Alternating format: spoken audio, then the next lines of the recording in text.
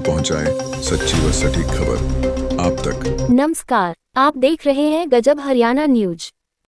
गजब हरियाणा न्यूज द्वारा मेरा हल्का मेरा अभिमान एक मुहिम शुरू की गई, जिसमें आज कुरुक्षेत्र जिला शाहबाद विधानसभा की एक ऐसी शख्सियत से हल्के की समस्याएं और उनके निवारण को लेकर बातचीत की गई।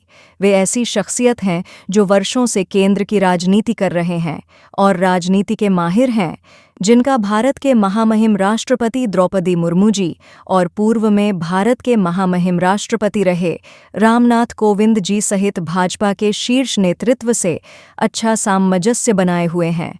वे ऐसे खुश मिजाज हैं कि जो उनसे एक बार मिल ले तो उन्हें भूल नहीं सकता। हर व्यक्ति के दुख सुख के साथी हैं। शिष्टाचार ऐसा कि एक छोटा बच्चा भी अगर बात करे तो उसकी बात को भी अहमियत देते हैं। शाहबाद हलके की बात करें तो इस वक्त हर रोज 5-6 गांवों में जाकर लोगों से उनका दुख दर्द साझा करते हैं और भाजपा केंद्र व प्रदेश सरकार की जन कल्याणकारी नीतियों से अवगत कराते हैं। यह शख्स आज हलके की जनता की एक आस बन चुका है, जो पूर्व केंद्रीय सामाजिक न्याय एवं अधिकारिता मंत्रालय भारत सरकार के सदस्य रहे। इसके अलावा अन्य केंद्रीय सरकार की विभिन्न इकाइयों में भी विभिन्न पदों पर रह चुके हैं। उस शख्सियत का नाम है सूरजभान कटारिया। जी हां, सूरजभान कटारिया। अगर भाजपा शाहबाद विधानसभा से सूरजभान कटारिया को अपना उम्मीदवार बनाती है तो शाहबाद की सीट भाजपा के खाते में आ सकती है। आइए आपको रूबरू कराते हैं सूरजभान कटारिया से और जानते हैं शाहबाद विधानसभा को लेकर क्या सोचते हैं। कटारिया जी, शाहबाद इलेक्शन को लेकर के जैसी चर्चाएं हैं कि आप भी चुनाव लड़ेंगे और उसकी लाइन में आप भी लगे हुए हो, तो आपकी तरफ से क्या उसके बारे में कहना है, उसके बारे में बताइए। सबसे पहले तो आपके सभी दर्शकों को मेरा नमस्कार। देखिए, सामाजिक राजनीतिक जीवन हम लोग 1996-97 छात्र राजनीति से ही आप सभी की समक्ष लगे हुए हैं। मौजूदा समय में 2024 का विधानसभा चुनाव मेरी पूरी तैयारी कुरुक्षेत्र जिले की आरक्षित सीट, जहां से वर्ष 2009 में मैंने चुनाव भी लड़ा था, वहीं शाहबाद मारकंडा से पूरी तैयारी है।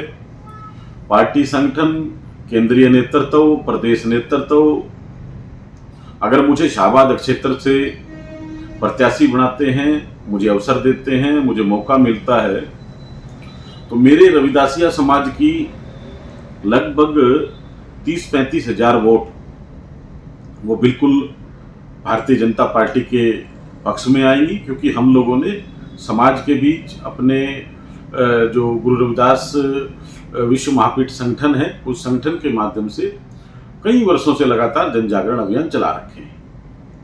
इसके अलावा भी शाहबाद का जो युवा वर्ग है, उस युवा वर्ग में भी हम लोग रेगुलरिटी से ही जो नशे के खिलाफ रोकथाम के लिए, नशे के दुष्प्रभावों के लिए, नशे की बीमारियों को किस प्रकार हम लोग छोड़ें, किस प्रकार नशे से हम लोगों की दूरी बने, उसके लिए जो वर्ष 2011-12 से ही और अब लगभग 12-13 साल से रेगुलर हम लोग क्षेत्र में काम कर रहे हैं।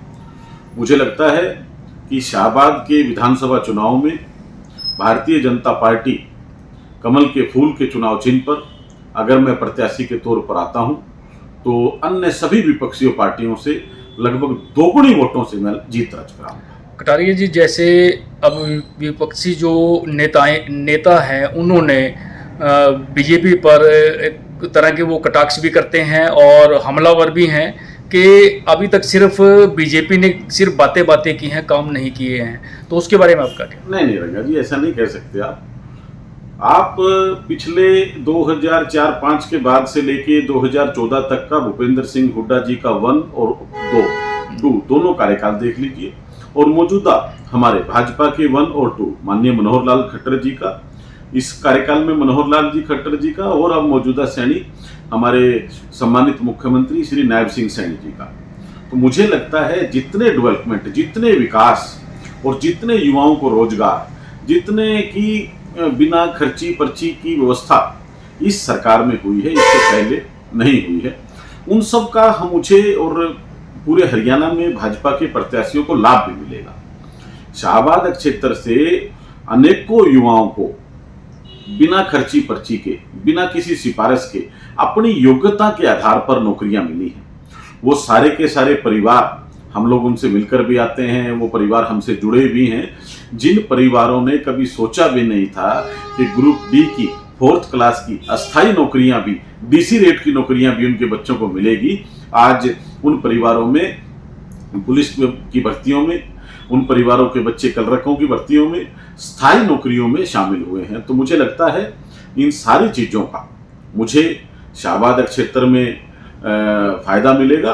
और जो जनसंपर्क अभियान हम लोगों ने छेड़ा हुआ है, लगभग 3-4 गांव हम लोग रोजाना आना जाना कर रहे हैं शहरी क्षेत्रों में भी, और अपने जो मिलने जुलने वाले हैं उनके सभी के सुख दुखों में शामिल होना, ये तो हमारी दिनचर्या पूर्व से ही रही है। तो मुझे लगता है कि अब का जो समय है, वर्ष 2009 में जो विधायक बने थे वो 14 और 19 में चुनाव हारे। 2014 में जो चुनाव जीते थे वो 19 में हारे, और जो 2019 में मौजूदा विधायक चुनाव जीते हैं वे अगर दोबारा भी अपनी किस्मत आजमाते हैं, चाहे वो किसी दल से आजमाएं, चाहे वो जजपा से अपनाएं या निर्दलीय, तो मुझे लगता है उनके द्वारा लगातार प्रदेश इस अपने शाहबाद क्षेत्र में विकास कार्यों की अनदेखी के चलते उसको भी शाहबाद क्षेत्र के जो मतदाता हैं, शाहबाद क्षेत्र की जो जनता है, वो पूरी तरह नकारने का काम करेगी। तो 9 में जो जीते वो 14 और 19 में हारे, जो 14 में जीते 19 में क्यों हारे, और जो 19 में जीते वो 24 में हारेंगे। और मुझे लगता है अगर पार्टी संगठन के समक्ष मैं अपनी बात को, अपनी सामाजिक स्थिति को, अपने चुनावी अनुभव को, अपने राजनीतिक अनुभव को जो बेहतर तरीके से हमने पार्टी के शीर्ष नेतृत्व को बताया है, उन सारी चीज़ों के माध्यम से अगर मुझे अवसर मिलता है तो इसमें कोई दो राय नहीं है कि भारतीय जनता पार्टी की यहाँ बड़ी जीत हो। तो कटारिया जी, आप श्री गुरु रविदास विश्व महापीठ के प्रमुख पद पर आप वहाँ पे के साथ जुड़े हुए हो, और आपने कई कार्यक्रम पूरे भारतवर्ष में आपने किए हैं गुरु रविदास महाराज जी को लेकर के, और ऐसा ही कार्यक्रम आपने कुरुक्षेत्र में किया था जिसमें पूरे भारतवर्ष से वहाँ पर रविदासिया समाज के लोग और गुरु रविदास जी को मानने वाले वो सभी वहाँ पर उपस्थित हुए थे, उसमें गवर्नर भी थे। तो क्या उसका आपको फायदा मिलेगा? देखिए, श्री गुरु रविदास जी का आशीर्वाद तो हम पर, हमारे परिवारों पर, हमारे समाज पर और पूरे समाज पर सदैव रहता है। उनकी वाणी के माध्यम से भी जो उन्होंने फरमाया है, ऐसा चाहूं राज में मिले सबन को अन्न, छोट बड़े सम बसे गुरु रविदास रहे प्रसन्न। तो उसका भी जो तात्पर्य है, मैं मानता हूं कि मौजूदा समय में भारतीय जनता पार्टी के सम्मानित देश के प्रधानमंत्री नरेंद्र मोदी जी ने जो एक प्रयास भारत में किया हुआ है, सबका साथ, सबका विकास, सबका विश्वास, सबका प्रयास, मुझे लगता है यह गुरु रविदास जी की उन्हीं शिक्षाओं को पर आधारित है। उन सारी चीज़ों का शाहबाद क्षेत्र के जातिगत समीकरणों को भी अगर आप देखें तो 30-35 हज़ार तो मेरे समाज के वोट हैं, और 30-35 हज़ार की वोटों की संख्या जाट और जट सिखों की संख्या है, और यही संख्या लगभग पिछड़ा वर्ग की है। तो यह सारी की सारी वोट, ये सारा का सारा मतदान अगर भाजपा के पक्ष में मुझे मिलता है तो इसमें कोई दो राय नहीं है। यह जो हमारी जो जीत होने वाली है भाजपा प्रत्याशी के रूप में मेरी, वो बहुत लंबी जीत होने वाली है। आपने कहा और अभी चर्चा भी कर रहे थे कि पिछली बार भाजपा वहाँ सबसे ज़्यादा वोटों से वहाँ से हारी थी। वहाँ से देखिए, उस समय की स्थिति परिस्थितियाँ कुछ और थी, ठीक है, वो स्थिति परिस्थितियाँ कुछ और थी, और उन स्थिति परिस्थितियों को हम लोगों ने बहुत बदलने का प्रयास किया है।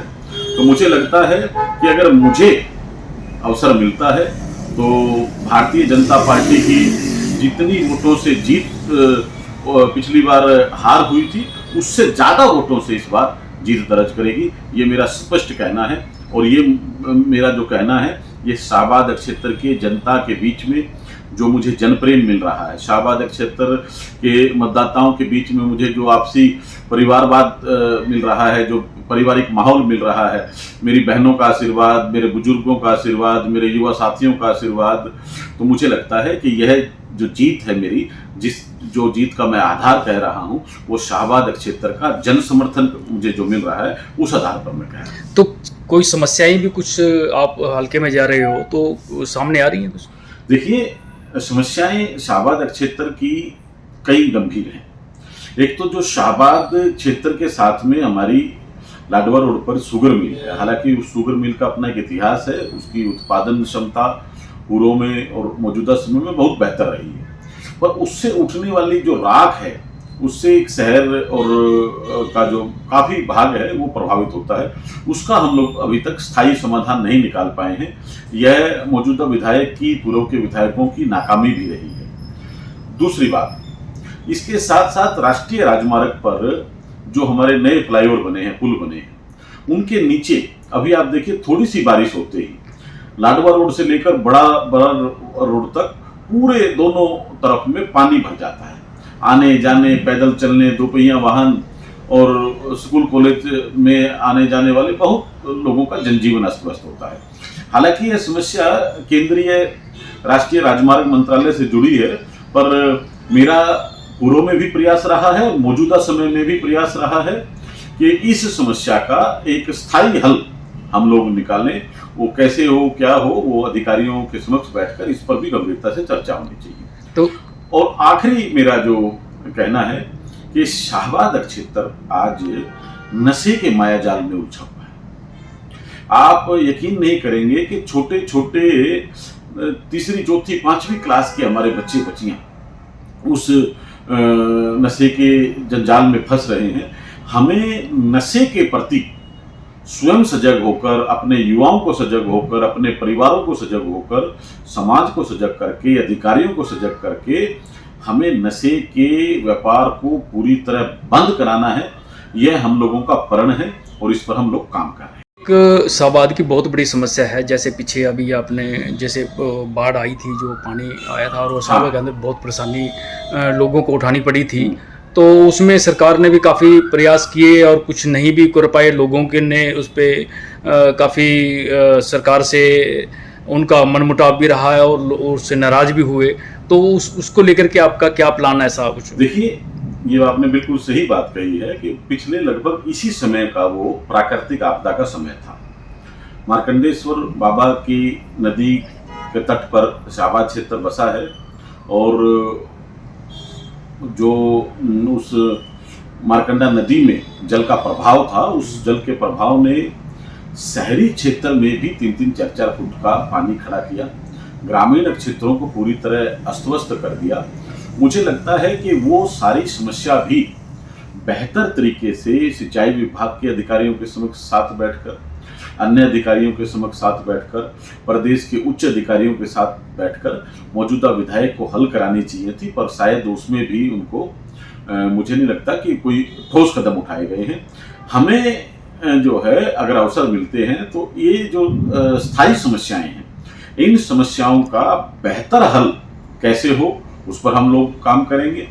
और मौजूदा समय में भी हम सरकार का पार्ट हैं, हमारी सरकार है, तो मौजूदा समय में भी बेहतर से बेहतर शाहबाद के विकास के लिए आज क्या होना चाहिए, वो भी हमारे सपने हैं। और वो सपने मेरे नेतृत्व में, अगर मुझे विधानसभा जाने का अवसर मिलता है, पार्टी मुझे मौका देती है, मेरा केंद्रीय नेतृत्व मुझे आशीर्वाद देता है, शाहबाद का जन समर्थन और शाहबाद के मतदाताओं का प्यार अगर मुझे मिलता है, आशीर्वाद मुझे मिलता है, तो मैं ये जो समस्याएं हम लोगों ने गिनाई हैं, ये समस्याएं प्राथमिकता के आधार पर मैं हल कराने का काम करूँ। एक समस्या और सामने आम देखने को मिलती है कि वो है एजुकेशन को लेकर के, क्योंकि कुछ गरीब परिवार ऐसे हैं जो बच्चों को उच्च शिक्षा के लिए बड़े स्कूलों में, कॉलेजों में नहीं भेज सकते।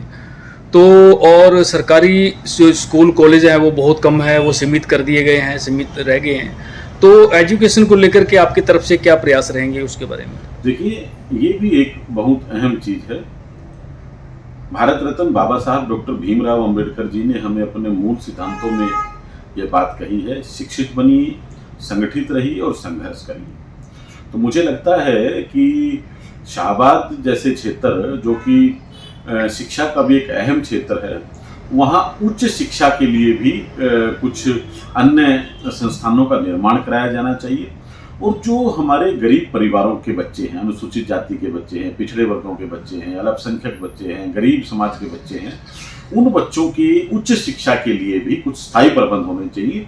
उनके लिए जो है कुछ न कुछ विशेष प्रबंध मुझे लगता है कि वो होने चाहिए। और ये भी जो है शिक्षा का स्तर ऊंचा हो, हर गरीब तक शिक्षा पहुंचे, अच्छी शिक्षा पहुंचे, बेहतर शिक्षा पहुंचे, अनुभवी टीम के द्वारा शिक्षा पहुंचे। ऐसा भी जो है हम लोगों का प्रयास होगा कि इस शिक्षा के स्तर को भी हम लोग नियमित आगे बढ़ाएं।